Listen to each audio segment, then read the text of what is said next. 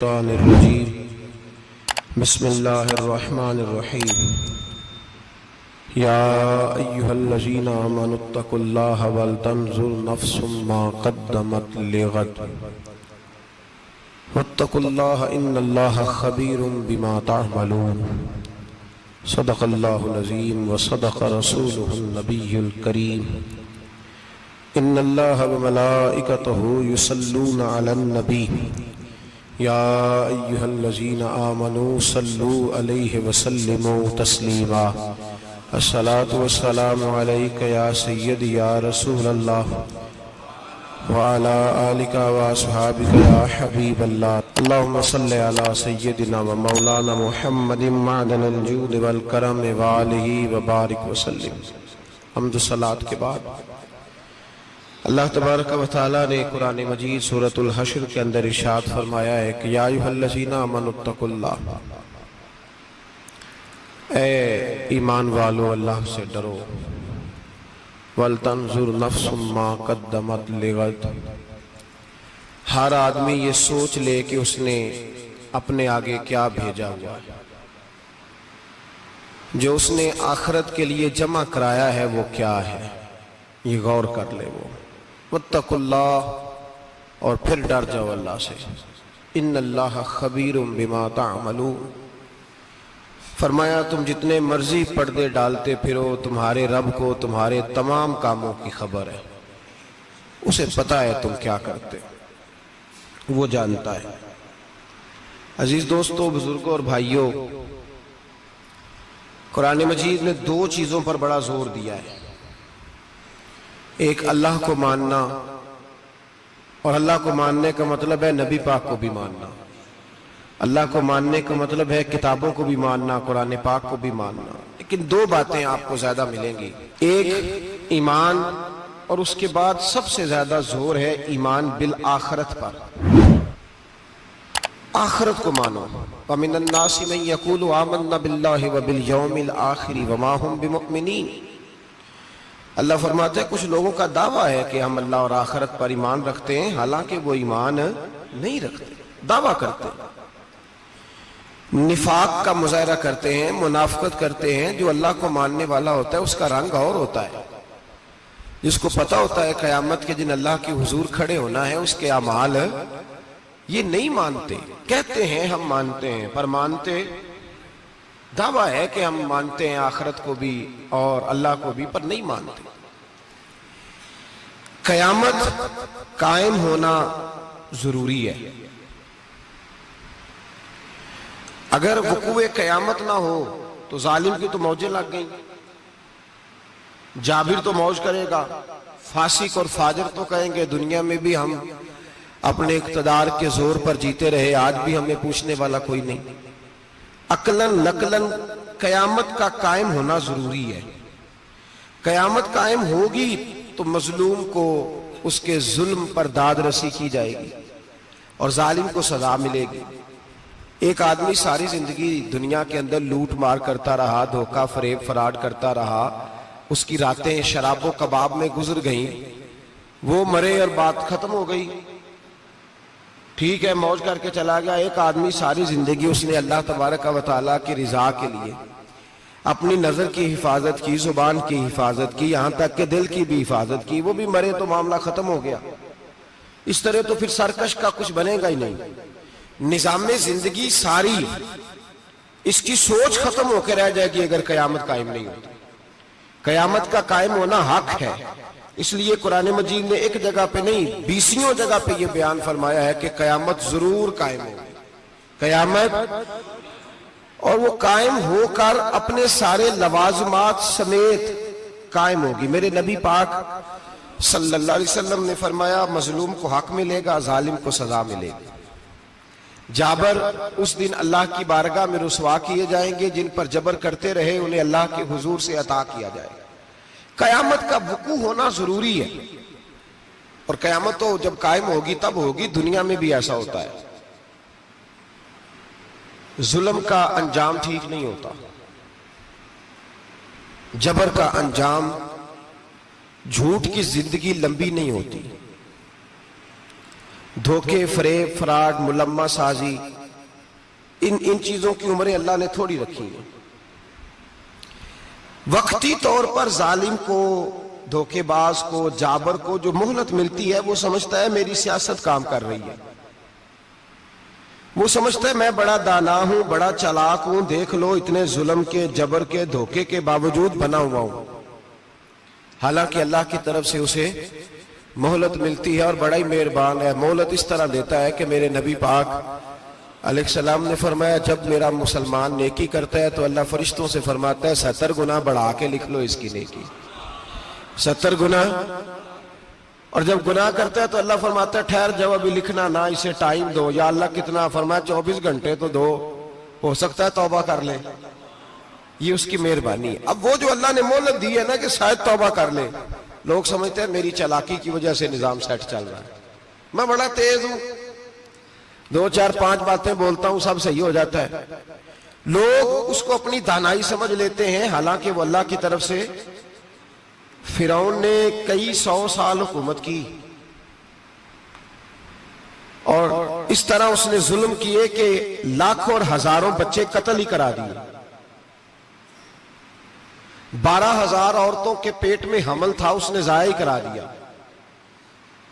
جب حضرت موسیٰ علیہ السلام اپنی قوم کو لے کے نکلے، رستے میں دریا آ گیا، فرعون پیچھے لگا ہوا تھا۔ وَإِذْ فَرَقْنَا بِكُمُ الْبَحْرَ فَأَنْجَيْنَاكُمْ، اللہ فرماتے ہیں تمہارے لیے میں نے دریا کو پھاڑا اور تمہیں نجات دے دی۔ وَأَغْرَقْنَا آلَ فِرْعَوْنَ، اور فرعون کو غرق کر دیا۔ وَأَنْتُمْ تَنْظُرُونَ، تم کھڑے دیکھ رہے تھے۔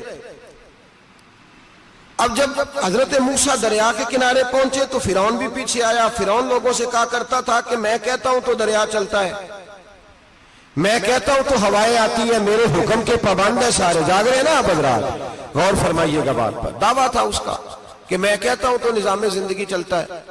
اب جب دریا کے کنارے پہنچی حضرت موسیٰ علیہ السلام تو اللہ نے حکم دیا کہ آپ عصا ماریں۔ جناب موسیٰ نے عصا مارا، 12 رستے بن گئے۔ اب حضرت موسیٰ کی قوم گزر رہی تھی تو فرعون سے پوچھنے لگے کہ تو کہتا تھا میرے حکم سے چلتا ہے، تو وہ تو حضرت موسیٰ نے ڈنڈا مارا ہے تو رستہ بن گیا۔ باز نہیں آتا انسان باز بہانے بڑے ہیں اس کے پاس، بڑی دلیلیں ہیں، جھوٹ سچ بول کے اپنے آپ کو مطمئن کرتا ہے، آخر دم تک تبدیل ہونے کو تیار نہیں ہوتا، دلیلیں گھڑتا رہتا ہے، بناتا رہتا ہے، شور کرتا ہے جان بوجھ کے۔ بھئی تو کہتا تھا میرے چلانے سے چلتا ہے، تو باز ابھی بھی نہیں آیا۔ کہنے لگا میں نے ہی حکم دیا ہے کہ ذرا پھٹ جا، مجھے یہ زندہ چاہیے۔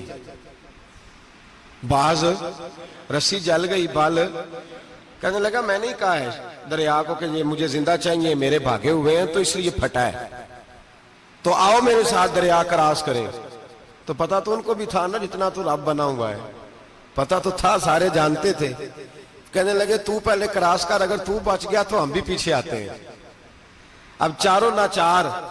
ایک روایت تو یہ ہے کہ یہ جب خدائی کا دعویٰ کرتا تھا نا، تخت پہ بیٹھا ہوتا تھا، تو ایک دن حضرت جبریل آئے اس کے پاس انسانی شکل میں، تو کہنے لگے میں بڑی دور سے آیا ہوں تو ایک مسئلہ پوچھنا تھا۔ کہا پوچھو۔ کہنے لگے ایک غلام تھا کسی بادشاہ کا، تو بادشاہ نے اسے تھوڑی دیر کے لیے ایک علاقے کی سربراہی دے دی۔ کتنی دیر کے لیے ہمیں سربراہیاں ملتی ہیں؟ کیوں جی؟ تھوڑی دیر کے لیے ملتی ہے نا، تھوڑی دیر کے لیے سربراہی دے دی ایک غلام کو۔ ذرا بات کو سمجھیے، حضرت جبریل پوچھتے ہیں، کہتے ہیں سربراہی مل گئی، اب وہ مالک ہی بن کے بیٹھ گیا ہے، وہ بات ہی نہیں سنتا، اس کو تھوڑی دیر کے لیے بنایا تھا، وہ تو خدائی کا دعویٰ کرنے لگا ہے۔ آپ بتائیں اس کا انجام کیا ہونا چاہیے؟ یہ مسئلہ پوچھنے آیا ہوں۔ تو فرعون کہنے لگا اس کا انجام یہ ہے کہ اسے پانی میں غوطے دے دے کے مار دے۔ انجام کیا ہے؟ بولیے کیا انجام ہے؟ کیا انجام ہے جی؟ پانی میں، اللہ اکبر، اپنی سزا تجویز کر رہا ہے۔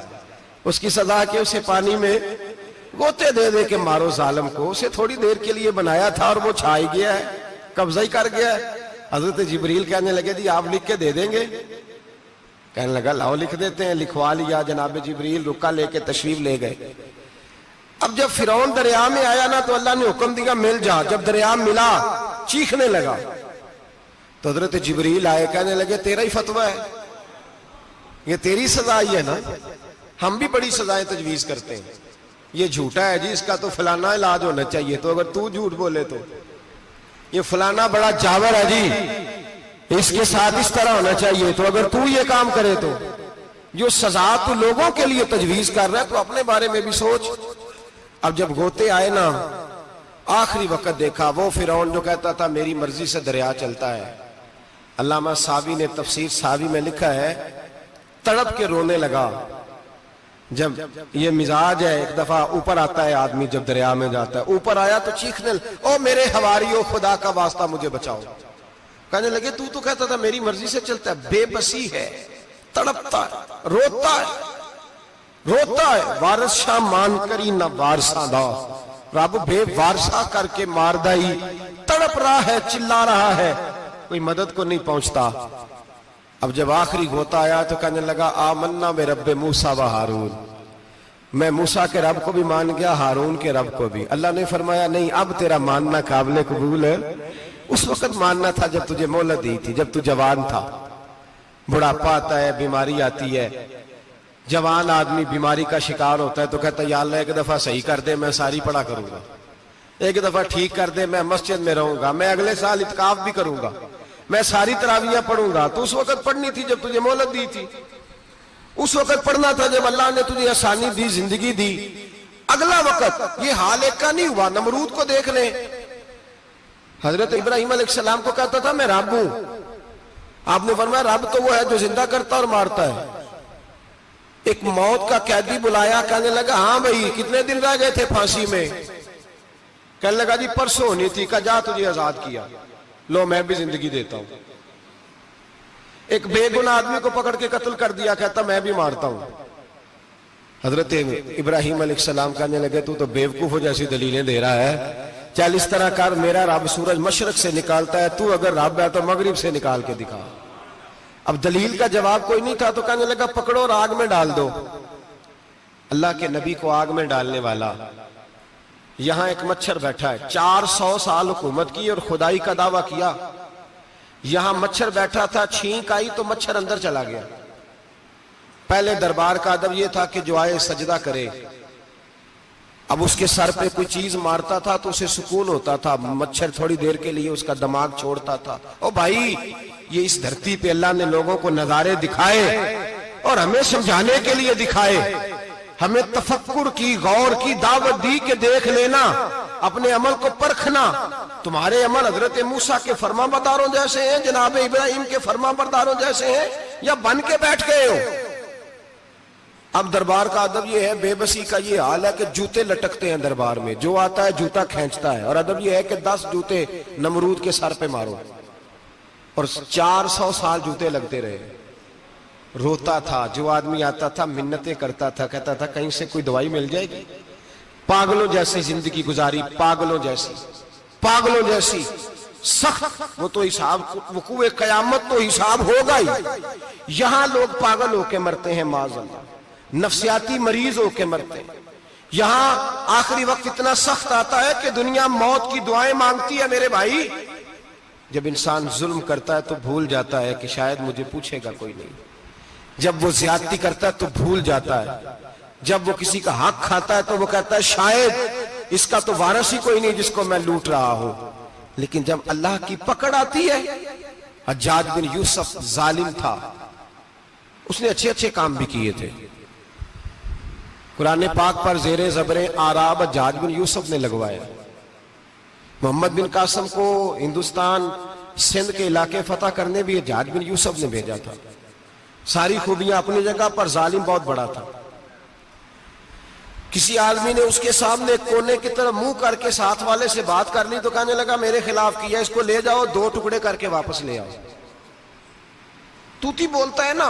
اقتدار، جب کسی کے ہاتھ اقتدار ہوتا ہے نا، وہ چاہے ایک گھر کا ہی کیوں نہ ہو، وہ 10 بندے فیکٹری میں کام کرتے ہیں اور جو ان کا مالک ہوتا ہے وہ کہتا میں مالک ہوں، مجھے مانو.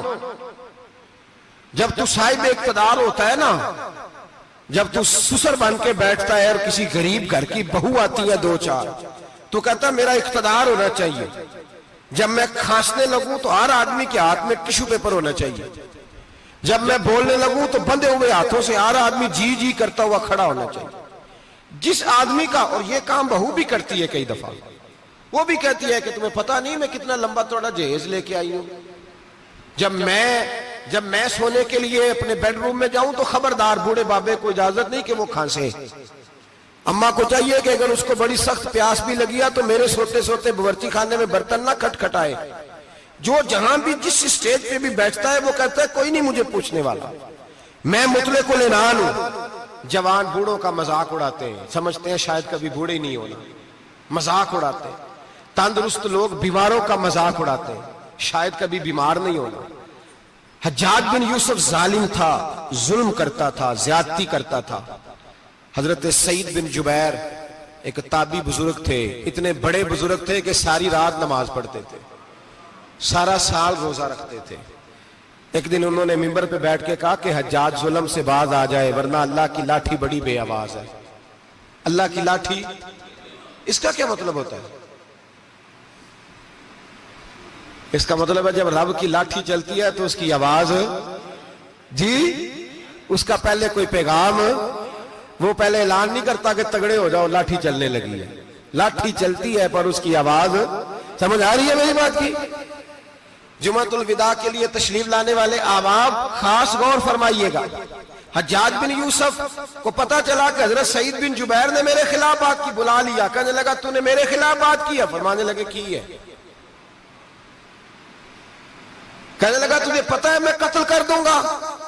آپ فرمانے لگے نہ تو زندگی کا مالک ہے نہ موت کا مالک ہے، تو کیسے قتل کر؟ کہنے لگا تجھے پتا ہے میرا؟ فرمایا میں نے تجھے نہیں، میں نے تو کئی شداد، کئی حماد، کئی قارون، کئی فرعون، کئی نمرود دیکھے، کئیوں کی داستانیں سنی. تو کون ہے؟ تو چھوٹا سا ہے. ایک جملہ ہے ملا جلال الدین رومی کا، بڑے درویش تھے، ایک بات کہہ گئے. کہنے لگے نمرود جتنے پیسے نہیں، فرعون جتنی حکومت نہیں، قارون جتنی دولت نہیں، ورنہ فرمانے لگے میرے زمانے میں بھی کئی لوگوں کا خدا بننے کو دل کرتا ہے، کئی لوگوں کا دل کرتا ہے، لیکن نمرود جتنے پیسے، فرعون جتنی طاقت اور قارون جتنی دولت نہیں، ورنہ ہو سکتا ہے لوگ دعویٰ کر جائیں معاذ اللہ ثم معاذ اللہ. یہ آج سے کئی سو سال پہلے وہ کہہ رہے ہیں، آج تو حالات بڑے ابتر ہیں، اس کی نسبت خطرناک. فرمانے لگے حضرت سعید بن جبیر تو زندگی موت کا مالک نہیں. کہنے لگا پکڑو، قتل کرو اسے، لے جاؤ. جب پکڑ کر کھینچ کر لے جا رہے تھے نا تو حضرت سعید بن جبیر مسکرانے لگے. اب ظالم کے سامنے مسکرائے تو اس کو بڑا غصہ آیا، یہ میرا مذاق اڑاتا ہے. بلا لیا، ادھر آؤ، کیوں مسکرا رہے ہو، کیا ہوا؟ تو حضرت سعید بن جبیر کہنے لگے میں مسکرا رہا ہوں تیری بیوقوفی پر اور اپنے اللہ کی دی ہوئی ڈھیل پر. میں مسکرا رہا ہوں کہ یا اللہ کیا بات ہے، کیا تیرا شان ہے، کیسے لوگوں کو ڈھیل دی ہوئی ہے. میں مسکرا رہا ہوں تیری بیوقوفی پر کہ تو سمجھتا ہے شاید مجھے پوچھنے والا کوئی نہیں. کہنے لگا اس کو باہر نہ لے جاؤ، میرے سامنے قتل کرو. ٹھیک ہے جی. قتل کرنے لگے تو حضرت سعید بن جبیر نے منہ کعبے کی جانب کر لیا. انی وجہت وجہی للذی فطر السماوات والارض حنیفا وما انا من المشرکین. جب آپ نے یہ آیتیں پڑھی نا کہ میں نے منہ کر لیا ہے اپنے رب کی جانب، کرو مجھے قتل. کہنے لگا نہیں نہیں، اس کا منہ پھیرو، کعبے کی طرف ہو کے قتل نہ ہو. ہے ظالم پر پاگل ہو گیا ہے. حضرت سعید بن جبیر کے حوصلے نے شکست دے دی، ناکام ہو گیا، مخبوط الحواس ہو. کہنے لگا اس کا منہ پھیر دو. جب کعبے سے پھیرا تو آپ فرمانے لگے للہ المشرق والمغرب فإنما تولى فثم وجه اللہ. اللہ فرماتا ہے تم مشرق اور مغرب سارا ہی اللہ کا ہے، جدھر بھی منہ کرو گے ادھر اللہ ہی اللہ ہے، جدھر بھی منہ کرو گے ادھر اللہ ہی اللہ ہے چاروں جانب. پھیر دے جدھر منہ پھیرنا ہے تو نے. پھیر دیا منہ.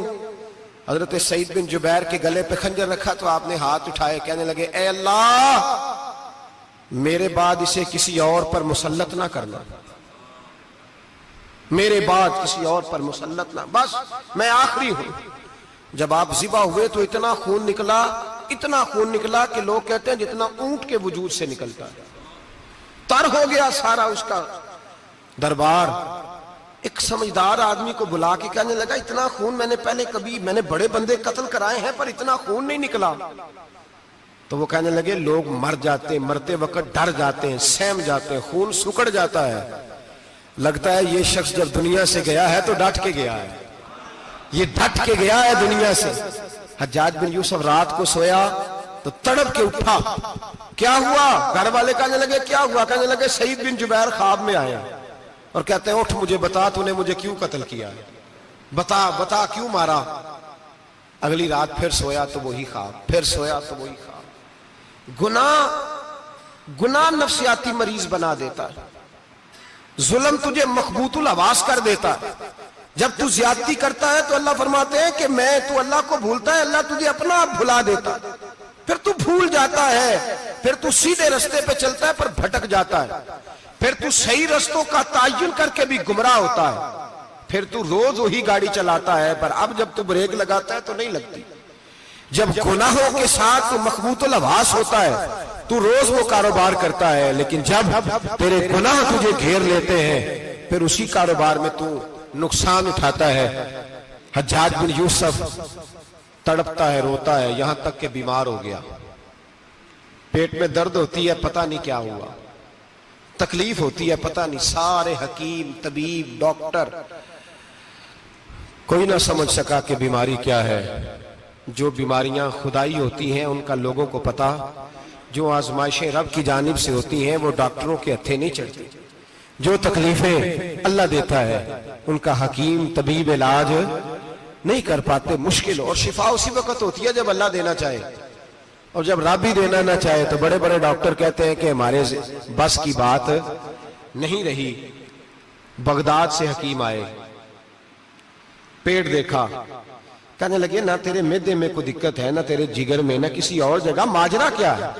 ایک آخری علاج ہے, آخری. وہ کیا؟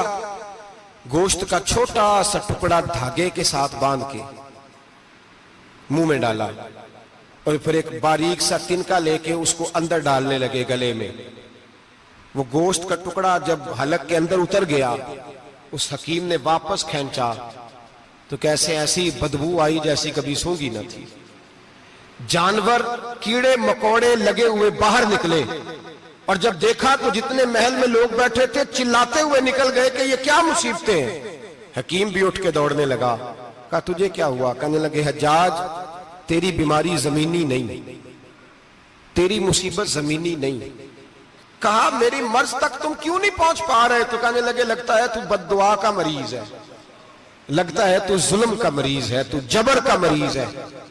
تڑپتا رہا, سسکتا رہا. ایک وقت وہ بھی آیا کہ گھر والوں نے کمرے میں بند کر کے تالا لگا دیا, دیوار سے ٹکرے مارتا. او بھائی, جو گناہوں کے بیمار ہوتے ہیں انہیں شفا نہیں ہوتی, جو ظلم, جبر, بربریت کے بیمار ہوتے ہیں انہیں سکون قلبی میسر نہیں آتا. دوائیاں ان بیماریوں کی بنی ہوئی ہیں جو بیماریاں زمینی ہیں, جو بیماریاں خوراک کی بد پرہیزی سے ہوتی ہیں, جو گناہوں کی بد پرہیزی سے ہوتی ہیں, ان کی بیماریاں, ان کی شفا توبہ ہے, ان کی شفا رجوع اللہ ہے, ان کی توبہ اللہ سے معافی مانگنے سے شفا ہوتی ہے. حجاج جب مرنے لگا تو بلایا, یہ رنگ بھی ذرا ملاحظہ کیجیے گا, 2-4 قریبیوں کو بلایا. پتا ہوتا ہے نا اپنے کرتوتوں کا آدمی کو, پتا سارا ہے سردار نوکیتیاں دا, پتا ہوتا ہے سارا. بلا کے کہنے لگا جب میں مر جاؤں تو مجھے رات کو دفن کرنا. کیوں بھائی, عورت ہے؟ کہنے لگا نہیں رات کو دفنانا. ٹھیک ہے رات کو دفنا دیں گے. پھر کہنے لگا جب صبح ہو جائے تو صبح ہونے سے پہلے پہلے میری قبر زمین کے برابر کر دینا, نشان مٹا دینا. کہا وجہ؟ تو کلمہ پڑھتا ہے, حضور کا حکم ہے کہ قبر کم از کم ایک بالش, ایک گیٹ اونچی ہونی چاہیے زمین سے کم از کم, تو تیری قبر مٹا دے. وجہ پتا ہوتا ہے اپنے ظلموں کا. کہنے لگا مجھے پتا ہے لوگ میرے مرنے کے بعد میری قبر بھی نہیں چھوڑیں گے. دنیا میں تو میرے جبر کی وجہ سے کوئی آ نہ سکا, لیکن میری قبر بھی لوگ جنازوں میں باتیں شروع کر دیتے ہیں. جنازوں میں نے ایسی بھی داستانیں سنی ہیں کہ کوئی مرا تو لوگ جوتوں کا ہار قبر پہ ڈال آئے. نہیں بھائی, تو جب زندہ تھا تو تیرے جبر ظلم کی وجہ سے نہیں کو بول سکا. ایک تو ہے قیامت میں حساب ہوگا، یہاں دنیا میں حساب ہونے لگتا ہے. اتنی لمبی زبانیں لوگوں کی لٹک کر مرتے وقت باہر نکل آتی ہیں. دعا کریں، جمعہ ہے، اللہ تعالیٰ ایمان کی موت عطا فرمائے. دعا فرمائے رب تعالیٰ اللہ تبارک و تعالیٰ توبہ کر کے جانے کی توفیق عطا فرمائے. جاگے جاگے اور سنے اور دعا کرے، اے اللہ تو ہمیں ظلم سے ویسے ہی محفوظ فرما. اگر ہم زیادتی کرنے لگے تو اے اللہ ہمیں اس سے منع فرما، ہمیں اس سے تو یہ توفیق دے کہ ہم باز آ جائیں اس گناہ سے. میرے بھائی، ایک تو دنیا میں سزا ہے، پھر قیامت کی سزا ہے، اور وہ زیادہ سخت ہے، وہ زیادہ سخت ہے. ہم لوگوں نے نا ہیلے بہانے بڑے بنائے ہوئے ہیں. بینک کے ساتھ کاروبار کرنے والا کہتا ہے نہیں مجبوراً لیا ہے، مجبوراً. مر رہا تھا تو آخری لبوں پہ تھا تو جائز ہے، جائز ہے. اس وقت جب تجھے کھانے کو لقمہ نہ لگے تو حرام کھانا بھی جائز ہے. کیا دقت تھی؟ کیوں اللہ رسول کے مقابلے میں کھڑا ہوا تو؟ کیوں سود کا دھندا کیا؟ کیا تکلیف تھی؟ کہاں تو الجھ گیا تھا؟ ہم جان بوجھ کے اپنے لیے جہنم کٹھی کرتے ہیں، پھر کہتے ہیں سکون نہیں زندگی میں. کہاں سکون آئے گا؟ کیسے آئے گا؟ ہم نے خود آگ لگائی ہے چمن میں اپنے. جو قیامت کی سزا ہے، میرے نبی پاک علیہ السلام نے فرمایا رب تمہیں سامنے کھڑا کرے گا. اور کس طرح کھڑا کرے گا؟ فرمایا لوگوں کے وجود سے کپڑے اتر جائیں گے، زمین اس طرح دہکے گی جس طرح تانبا زمین پہ رکھا جائے اور آگ جلائی جائے. تانبا دیکھا آپ لوگوں نے؟ یہ بھی گرمی گزری ہے نا، تو فرش پر جب سورج پڑتا تھا تو ننگے پاؤں چلا نہیں جاتا تھا. صحیح کہہ رہا ہوں؟ ننگے پاؤں، بچے کا پیر زمین پہ لگتا تو چیخ اٹھتے ہیں، کہتے ہیں اوہ جل گیا پیر. حالانکہ یہ فرش دنیا کے. اور اگر تانبے کے اندر خاصیت ہے کہ اگر کوئی دھات جلدی اور زیادہ گرم ہوتی ہے تو وہ تانبا ہے. میرے نبی نے مثال دی تو اس کی دی جو سخت تھا. فرمایا تانبے کی طرح زمین تپائی جائے گی اور پھر ننگے پاؤں رب تمہیں کھڑا کرے گا. آج سورج کی پشت تمہاری جانب ہے، قیامت میں منہ تمہاری جانب ہوگا. نیزہ آپ نے دیکھا ہوگا، نیزہ ہوتا تھا. فرمایا یہ جو تم نیزے دیکھتے ہو صرف 1.25 نیزے کے برابر سورج قریب آ جائے گا، اور پھر اللہ تمہیں سامنے کھڑا کر کے تم سے سوال جواب کرے گا. اور حضور نے کہہ دیا ہے تو اب کسی نعت خواں کے کہنے سے بات بدل سکتی، کسی پیر کے کہنے سے جملہ بدل سکتا، کسی خطیب کے کہنے سے فکر نہ کرنا وہ سامنے جنت پڑی ہے، اب بات بدل سکتی. خدا کی رحمت پر بھروسہ رکھنا ضروری ہے، نبی پاک کی شفاعت کی امید رکھنا. بولیے. لیکن جو حضور نے بیان کیا ہے اس کو ماننا بھی یہ بھی ضروری ہے. میرے نبی پاک نے فرمایا اللہ تم سے حساب لے گا اور اللہ پوچھے گا، تم نے جواب دینا ہے. حضور کس کس شے کا؟ فرمایا جو پہنتے ہو اس کا جواب نہیں دینا، جو کھاتے ہو اس کا جواب نہیں دینا، جو اللہ کے راستے میں دیتے ہو اس کا جواب، باقی ہر شے کا جواب دینا ہے. ادھر جو پلاٹ ہے اس کا بھی جواب دینا ہے، اور وہ جو بچوں کو پیسے بتائے ان کا بھی جواب دینا ہے، جو چھپائے ہیں ان کا بھی. ثم لتسألن یومئذ عن النعیم. جو کمیٹی اپنے محلے میں ڈالی ہے اس کا بھی جواب دینا ہے، جو سسرال کے علاقے میں ابا جی سے چوری ڈالی ہوئی ہے اس کا جواب بھی، سب کا جواب دینا ہے. تمام حساب کتاب. اور اللہ فرماتے ہیں میں سامنے کھڑا کر کے ہر سوال کا تجھے ہر سوال کا جواب. اچھا یہ جو بڑے لوگ تھے وہ حساب سے ڈرتے تھے، ہم چھوٹے لوگ ہیں ہم حساب سے ہم نہیں ڈرتے، ہم کہتے ہیں دیکھی جائے گی. بڑے لوگ جو تھے وہ حساب سے. حضرت ابو بکر صدیق دعا کرایا کرتے تھے، دعا کرو اللہ مجھ سے حساب نہ پوچھے. حضرت عمر فاروق رضی اللہ تعالیٰ عنہ اپنے بیٹے سے کہتے تھے بیٹا اپنے باپ کے لیے رحمت کی دعا کرنا، میں درگزر والا ہوں، میں حساب والا کوئی نہیں. بڑے لوگ ڈرتے تھے، بڑے لوگ. حضرت عثمان غنی قبر پہ کھڑے ہوتے تھے تو داڑھی آنسوؤں سے بھیگ جاتی. غلام کہتے ہیں حضور 3 دفعہ نبی پاک نے آپ کو جنت کی بشارت دی ہے، 3 دفعہ بشارت دی ہے، تو آپ کیوں اتنا روتے ہیں؟ عثمان غنی فرماتے جس رسول نے مجھے جنتی کہا ہے اسی محبوب نے مجھے فرمایا تھا عثمان قبر آخرت کی منزلوں میں سے پہلی منزل ہے. اور آپ فرماتے میرے تو کمرے میں دیا گل ہو جائے تو مجھے ڈر لگتا ہے، اس میں تو مکمل اندھیرا ہے. آپ فرماتے کھڑکیاں بند ہو تو دم گھٹنے لگتا ہے، اس کو تو دروازہ ہی کوئی نہیں، روشن دان تک نہیں. بھائی جو بڑے تھے وہ ڈر رہے تھے. مولا علی شیر خدا نماز کا وضو کر کے کانپتے تھے, کانپتے. علی آپ مرحب کے سامنے نہیں کانپے, خیبر کا دروازہ اکھاڑتے نہیں کانپے, بدر احد خندق حنین اور خیبر میں نہیں کانپے, تو یہاں آپ فرمانے لگے مالک کے سامنے جاتے ہوئے ڈر آتا ہے. بڑے لوگ کانپتے تھے, بڑے لوگ. آج کون سا جمعہ ہے؟ سارے بولیے. حالانکہ یہ اگلے سال دوبارہ آئے گا, ہمارا نہیں پتا کہ ہم ودا ہو جائیں کہ کیا بنے. یہ کون سا جمعہ ہے؟ آیا جمعۃ الوداع, آئے ہم پڑھیں. آج ایک فکر لے کر کے جانا, ایک سوچ. جہاں روز رات کو بیٹے کی ٹینشن, بیٹی کی ٹینشن, بھائی کی ٹینشن, پوتے کی ٹینشن ہوتی ہے نا, ایک ٹینشن اور اپنے آج ایک ٹینشن بڑھا لو, قبر کی ٹینشن پیدا کر لو, قیامت کی تھوڑی سی فکر کر لو, تھوڑی سی, ایک لمحے کے لیے صحیح تھوڑا خیال پیدا کرے. حضرت حسن بصری نام سنا ہوا ہے نا, یہ حضرت علی کے شاگرد ہیں.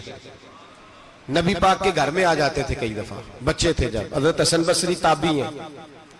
فرماتے خانہ کعبہ میں عمرہ کرنے گیا, طواف کعبہ کر رہا تھا تو بڑا عجیب منظر ہوا, رات کی تنہائی ہوئی. اس وقت کئی دفعہ طواف بند بھی ہوتا تھا, اس لیے کہ رش کم ہوتا تھا تو رات کو سب سو جاتے.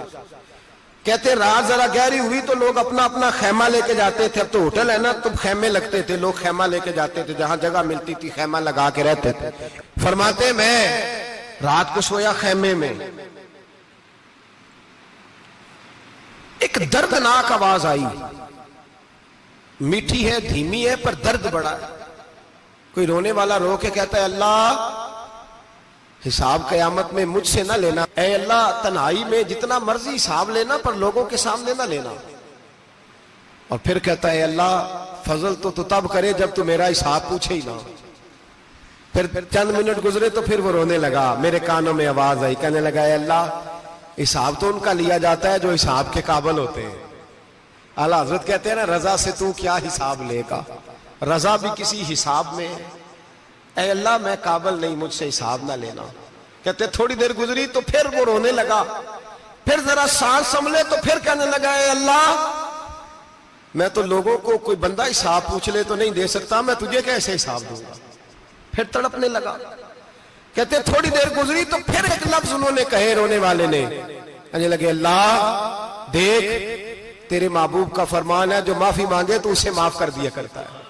اے اللہ میں معافی مانگنے آیا ہوں اور مسجد نہیں آیا, میں کعبۃ اللہ ہی آ گیا ہوں. کہتے ہیں وہ اتنا روئے کہ چیخ آئی ان کی, اور جب دھڑام سے کوئی زمین پہ گرا تو میں پریشان ہوا کہ اب تو بے ہوش ہو گیا. فرماتے ہیں میں زور سے اٹھا فٹافٹ اور اس شخص کی طرف بڑھا. میرے دل میں خیال ہے کوئی گناہگار ہے بیچارہ, تو چلو میں بھی دعا کرتا ہوں, اس کو کہتا ہوں بیٹے فکر نہ کر, اللہ تیری مدد کرے گا. فرماتے میں گیا اس نیت کے ساتھ کہ میں کہوں گا چلو اٹھو تم بھی دعا کرو, میں بھی کرتا ہوں, اللہ ہم سے حساب نہ پوچھے. کہتے میں گیا تو وہ شخصیت بے ہوش پڑی تھی, کالے سیاہ بال ان کے چہرے پہ بکھرے ہوئے تھے. کہتے لوگوں جب میں نے زلفیں ہٹائیں چہرے سے تو میرا وجود کانپنے لگا آسمان ٹوٹ پڑے گا, زمین پھٹ جائے گی, ستارے بکھر جائیں گے, آج بہ جائیں گے سمندر. فرماتے میری چیخیں نکل گئی, یہ کوئی گناہگار تو نہیں, یہ تو حضرت فاطمہ کے پوتے امام زین العابدین ہے, یہ تو امام حسین کا وہ بیٹا ہے جو کربلا میں تنہا بچے تھے. فرماتے میں امام کا چہرہ دیکھا تو بھاگ کے آیا, اور میں نے اپنی داڑھی ان کے پیروں کے ساتھ مس کی, اور میں نے کہا حضور اٹھئے. امام اٹھے تو میں نے کہا شہزادے تیرے تو اشارے سے اللہ کئی گناہگاروں کو بخشے گا, تیری تو دعا سے اللہ بخشے گا, یہ کیا کر رہے ہو. تو امام زین العابدین کہنے لگے حسن بصری ادھر آ یار, ادھر آؤ بزرگو, میرے دادا کے پاس رہنے والے ہو, میں نے نا آج ہی سنا ہے کہ اس کا عذاب بڑا سخت ہے, آؤ میرے لیے دعا کرو, اللہ پاک مجھ سے حساب نہ پوچھے. کہا حضور نہ کریں.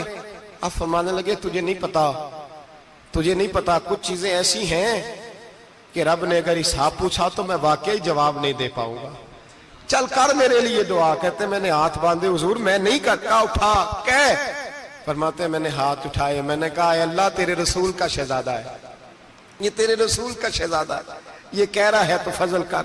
وہ بھائی جو بڑے تھے وہ تو تڑپتے تھے, سسکتے تھے. ابو علی ہیتی کہتے خانہ کعبہ میں پتھر پہ سر رگڑ رگڑ کے کوئی بوڑھا کہہ رہا تھا اے اللہ اول تو حساب نہ لینا, اور اگر لینا تو مجھے اندھا کر کے اٹھانا, میں تیرے نیک بندوں کے سامنے شرمندہ نہیں. اقبال رو پڑے.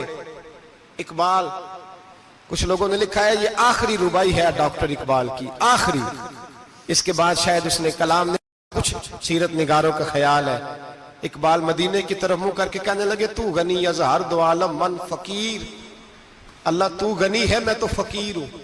روز محشر عذر ہائے من پذیر, اے اللہ اول تو میرا کوئی عذر قبول کر لینا محشر کے دن, اور اگر نہ کرنا ہوا اگر تمہیں بینم حسابم نہ گزیر, اگر ضرور ہی میرا حساب لینا ہے اے اللہ, اگر تو نے ضرور لینا ہے اے اللہ, اگر ضرور ہی لینا حساب, اول تو میرا عذر مان لینا, میری کمزوری پہ رحم کرنا اے اللہ, میرے بڑھاپے پر میری کمزوری پر رحم کرنا, اگر ضرور حساب لینا ہے از نگاہ مصطفیٰ پنہا بغیر, تو اے اللہ ذرا حضور کی نگاہوں سے اوجھل کر کے لینا.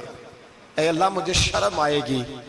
میرے مصطفیٰ کریم فرمائیں گے میں تو تجھے ہر بات سمجھا کے آیا, ایک جگہ تیری رہنمائی کر کے آیا, تو کیسے عمل کما, ذرا اوجھل کر کے از نگاہ مصطفیٰ پنہا بغیر, ذرا حضور کی آنکھوں سے اوجھل کر کے سائیڈ پہ کر کے لینا, میں برداشت نہیں کر پاؤں گا.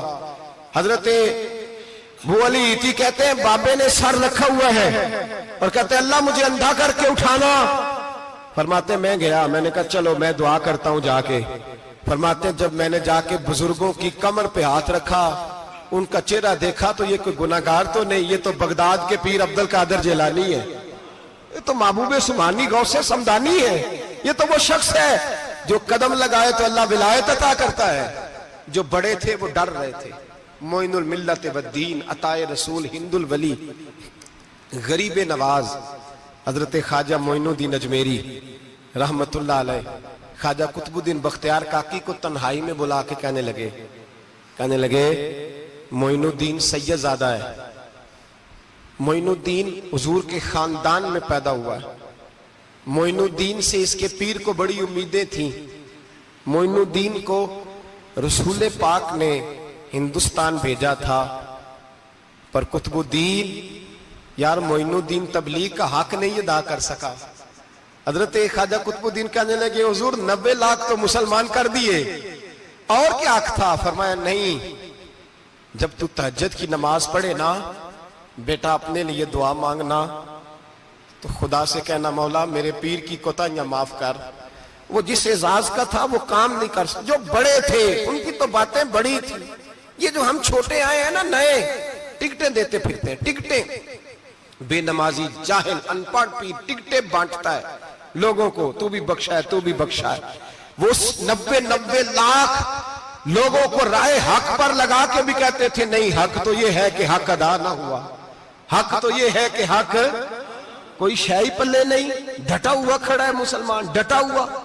یہ حساب سنے. کسی نے حضرت ابو ہریرہ سے کہا کہ کوئی ایسی حدیث سناؤ جو آپ کو بھی بڑی محبوب ہو. حضرت ابو ہریرہ نے چیخ ماری, رونے لگے اور بے ہوش ہو گئے. پھر ہلایا, پانی پلایا, اٹھے, کہا حضور بات کی تھی حدیث سنائے, پھر رونے لگے. ہمیں تو نہیں نہ رونا آتا, ہمیں تو تب آتا ہے جب بیٹا بات نہ مانے, ہمیں تو تب آتا ہے جب کاروبار میں نقصان ہو جائے, ہمیں تو تب رونا آتا ہے جب ہمارا کوئی دوست ہمارے بارے میں غلط بات کر دے, بے عزتی دنیا کی ہو جائے. حضرت ابو ہریرہ 3 دفعہ ہوش آیا, 3 دفعہ روئے اور کہنے لگے عزیزو یہ وہ والی حدیث ہے کہ میں سوچتا بھی ہوں تو میں تڑپ اٹھتا ہوں. کہا کون سی حدیث؟ تو حضرت ابو ہریرہ کہنے لگے میں نے نبی پاک سے سنا ہے قیامت میں سب سے پہلے علماء کا حساب ہوگا, سب سے پہلے علماء کا. رب کریم فرمائے گا تمہاری دین کے نام پر بڑی موجیں تھیں, تمہارے بڑے پوسٹر چھپتے تھے, لائنیں بنا کے لوگ تمہارے ہاتھ چومتے تھے, لوگ تمہاری گڑی کو بھی چومنا اپنے لیے سعادت سمجھتے تھے. بتاؤ میرے رسول کے نام پر کھانے والوں کیا کر کے آئے ہو؟ عمل بتاؤ. عمل موج بڑی کی نا تم نے, بتاؤ عمل. علماء عالم عرض کرے گا اے اللہ میں جگہ جگہ تیرے رسول کے دین کی بات کرتا تھا, میں قرآن کے درس دیتا تھا, میں راتیں بیدار رہ کے تیاریاں کرتا تھا, میں جو بن سکا کیا. رب فرمائے گا نہیں, تو نے تو اس لیے کیا تھا کہ لوگ تجھے پیر صاحب کہیں, مولانا صاحب کہیں, تیرے نعرے لگائیں, تو لگے نہیں پھر تیرے نعرے؟ پھر لوگوں نے لمبے لمبے القابات پکارے نہیں تیرے؟ حضور سید عالم علیہ السلام فرماتے پہلا حساب اس کا لے گا جو عالم کہلاتا تھا. رب پوچھے گا تجھے طاقت دی, ہمت دی, بولنے کی صلاحیت دی, اپنے فضل سے دی, بتا کیا کما کے آیا ہے. حضرت ابو ہریرہ روتے ہیں, کہتے ہیں میں بھی تو حدیثیں سناتا ہوں, میں بھی تو عالم ہوں, میرے پیچھے بھی تو لوگ بھاگتے ہیں. لوگوں بتاؤ اگر اللہ نے ابو ہریرہ سے پوچھا تو کیا جواب دے گا؟ اللہ فرمائے گا علماء کے لیے بخاری مسلم ہے, انہیں اٹھاؤ اور جہنم میں ڈال دو. امام غزالی فرماتے ہیں اگر کسی عالم کو سزا ملی تو سخت سخت عالم کو ملے گی. دعا فرمائے اللہ میرے جیسے لوگوں کو ہدایت کا رستہ عطا فرمائے, اور جو کہتے ہیں سمجھتے ہیں اللہ اس پر عمل کی توفیق عطا فرمائے. فرمایا حضرت ابو ہریرہ نے دوسرے نمبر پر سخی اللہ کی بارگاہ میں کھڑا کیا جائے, مالدار. رب فرمائے گا بول, کچھ ایسے بھی تھے جن کے پاس شام کی روٹی نہیں تھی, تجھے میں نے تیری تجوری بھر کے تجھے دولت عطا کی, تجھے وراثت میں نے مربے دیے, جائیدادیں دی. بتا وہ کچھ وہ تھے سویرے مزدوری کرنے جاتے تھے, کما کے لاتے تھے, ہزاروں روپیہ تیری بینک میں پڑا تھا, بتا کیا کیا تو نے؟ اے اللہ میں نے مسجد میں دیے, مدرسے میں دیے, 30 دن افطاریاں پکاتا رہا. اللہ فرمائے گا تو جھوٹ بولتا ہے, تو سارا کچھ اس لیے کرتا تھا کہ لوگ تجھے سخی کہے. ہاں ہاں تیرا اعلان ہوا مسجد میں, لوگوں نے کہا وہ دیکھو کتنے پیسے دے رہا ہے, اس کا وہ دیکھو نام لکھا ہوا ہے ہسپتال کے ایک کونے میں کہ یہ والا بلاک فلاں سیٹھ صاحب نے بنایا,